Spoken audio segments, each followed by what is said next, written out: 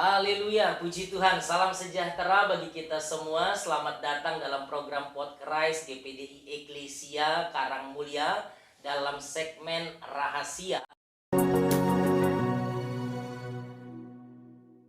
Renungan Harian Eklesia. Puji nama Tuhan.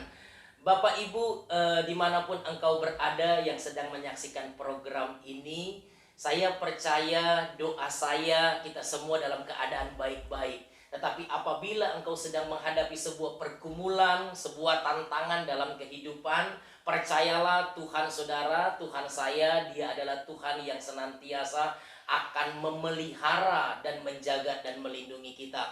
Dalam segmen ini saya akan berbicara tentang sebuah judul yaitu tabur tuai.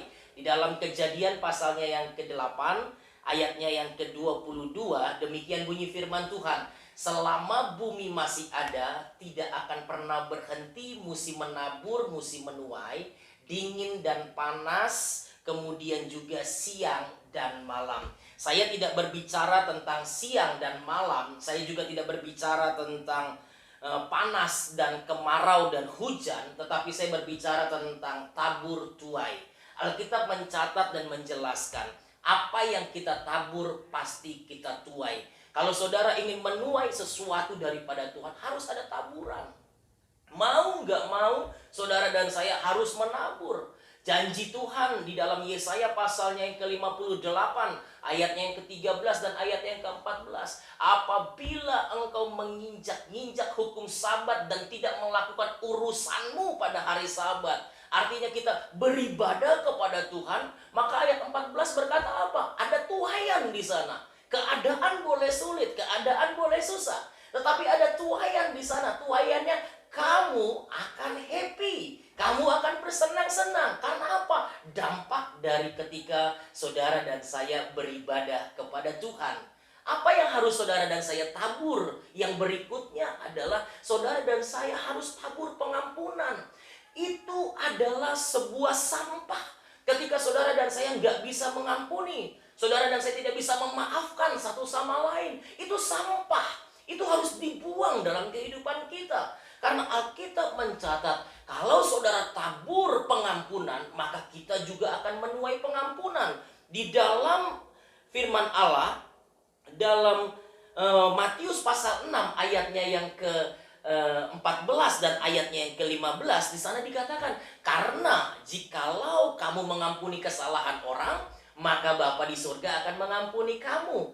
Tetapi ayat 15 berkata, kalau kamu tidak bisa mengampuni kesalahan orang, maka Bapa di surga juga tidak akan mengampuni kamu. Kalau saudara ingin menuai pengampunan yang datangnya daripada Tuhan, mari sama-sama ambil keputusan hari ini, dimanapun engkau berada, yaitu taburlah pengampunan. Mungkin engkau berkata sakit, tidak bisa, tidak semudah itu. Izinkan saya minta kekuatan daripada Allah, yakni Roh Kudus. Dia akan memampukan saudara untuk mengampuni orang-orang yang mengecewakan, orang-orang yang bersalah kepada saudara. Dan saya percaya ketika Bapa di surga mengampuni, hidup saudara akan mengalami kemenangan, pemulihan yang datangnya daripada Tuhan. Sebagaimana janji firman Allah dalam Mazmur 126 ayatnya 1 dan seterusnya.